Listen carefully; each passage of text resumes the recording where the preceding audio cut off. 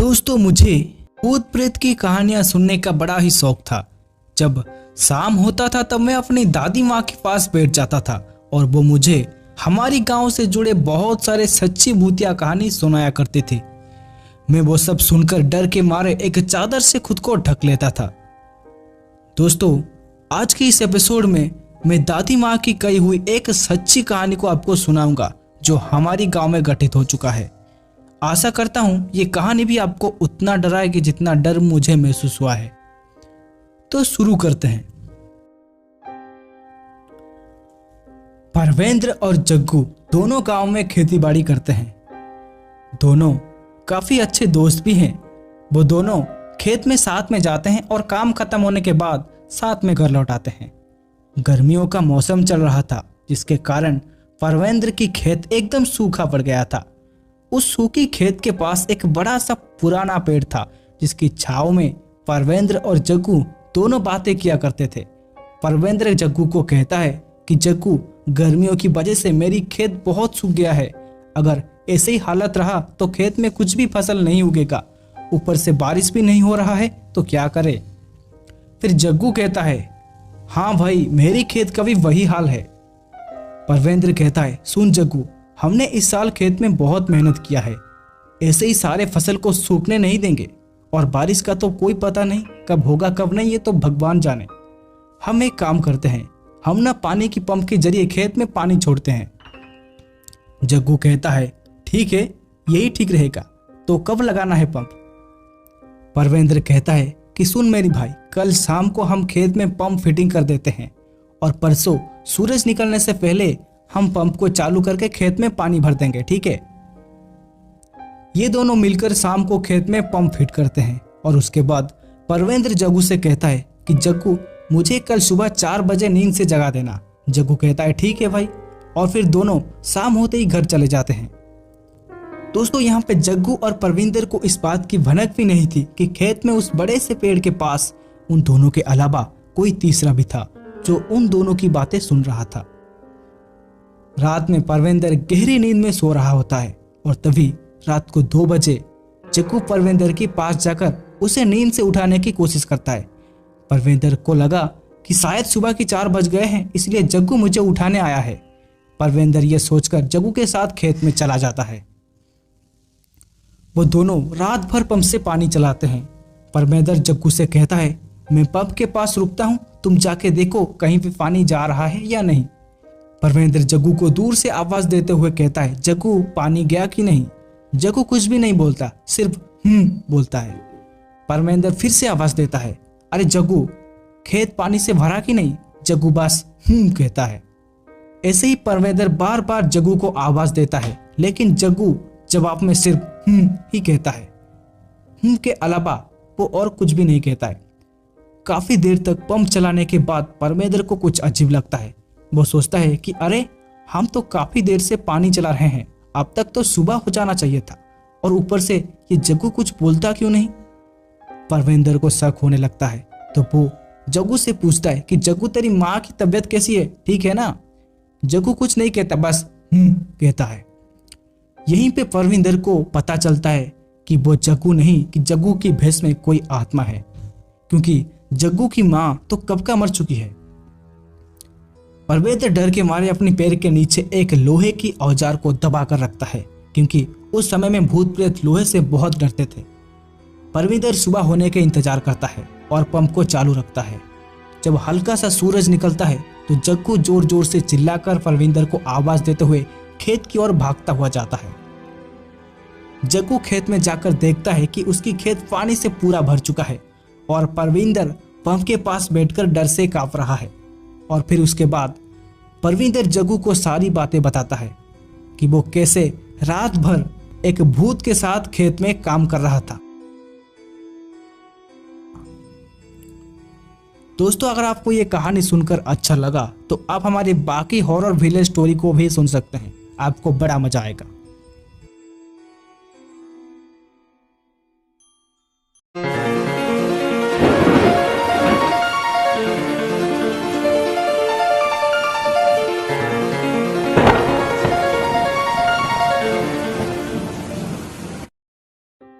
दोस्तों, village horror story की part 2 में आपका स्वागत है।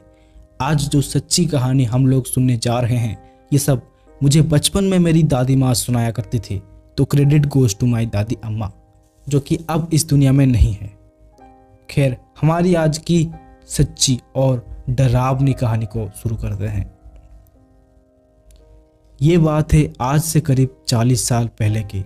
तब हमारी गांव में एक बूढ़ा डॉक्टर था। उस डॉक्टर की और कुछ गांव वालों की अच्छे से बनती नहीं थी, क्योंकि वो लोग हमेशा जमीन की लालच में लड़ते रहते थे। कई बार वो लोग कोर्ट कचहरी की भी चक्कर लगा चुके हैं, लेकिन कुछ भी समाधान नहीं हो पाता था। वो लोग हमेशा जमीन को लेकर लड़ते रहते थे। एक दिन उस डॉक्टर के घर में उसकी परिवार लोग अचानक बहुत बीमार पड़ने लगे। जितने भी दवाई खिलाओ कुछ भी असर नहीं होता था, और ऊपर से उस बूढ़े डॉक्टर के पास कोई भी इलाज के लिए भी नहीं जाता था। उनकी परिवार को बहुत सारा मुश्किलों का सामना करना पड़ा था। धीरे धीरे उनकी घर में पैसों की कमी भी दिखने लगा, जिससे उनकी घर में हर वक्त बहू और बेटों के बीच झगड़े होते रहते थे। ये सब देखकर वो बूढ़ा डॉक्टर बहुत टूट चुका था। उसे ऐसी हालत में देखकर उसकी एक दोस्त ने उसे कहा, सुन मेरी भाई, शायद तेरी घर को किसी ने जादू टोना कर दिया है, इसीलिए तुझे अचानक ऐसी मुश्किलों का सामना करना पड़ रहा है। वो बूढ़ा आदमी पढ़ा लिखा था, तो उसने इस बात पर ज़्यादा ध्यान नहीं दिया, लेकिन फिर भी वो उसकी दोस्त के कहने पर एक तांत्रिक को अपने घर पे बुलाया। तांत्रिक जब उस घर पर पैर रखता है, तब उसे समझ आ जाता है कि कोई बुरी शक्ति इस घर में मौजूद है। तांत्रिक अपने पूजा पाठ की तैयारियां करता है और वो 3 दिन तक उस घर में पूजा करता है, लेकिन उसे कोई भी आत्मा या किसी भी प्रकार की बुरी शक्ति की आभास नहीं होता था। तांत्रिक सोचता था, अरे ऐसे कैसे हो सकता है? मुझे पता है इस घर में कुछ तो है, मैं महसूस कर सकता हूँ, लेकिन मैं उसे देख क्यों नहीं पा रहा हूँ। तांत्रिक डॉक्टर से कहता है, सुनिए वैद्य जी, मुझे शमशान घाट की जला हुआ अस्थियां चाहिए। बोलो वो मुझे कहाँ मिलेगा? डॉक्टर कहते हैं, हमारी गांव जहाँ पे ख़त्म होता है वहीं पर एक शमशान घाट है। तांत्रिक की कहने पर डॉक्टर और उसकी दोस्त उस शमशान घाट से कुछ जला हुआ अस्थियां लेकर आते हैं, और फिर तांत्रिक उन अस्थियों को अपने हाथ में पकड़कर कुछ मन में मंत्र पढ़ता है, और उन अस्थियों को घर की आंगन से लेकर बगीचे तक सब जगह बिखर देता है। तांत्रिक कहता है, सिर्फ 2 दिन बाद अगर तुम्हारे घर में कोई बुरी चीज है तो ये अस्थियां उस जगह में लाल हो जाएगी। ये कहकर तांत्रिक चला जाता है।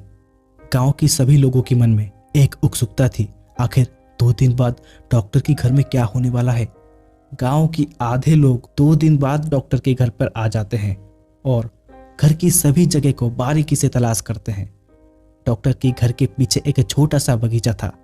गांव वाले जब तलाश करते करते वहां पे पहुंचते हैं, तो वो देखते हैं कि बगीचे की एक कोने में बिखरा हुआ अस्थियां लाल हो गया है।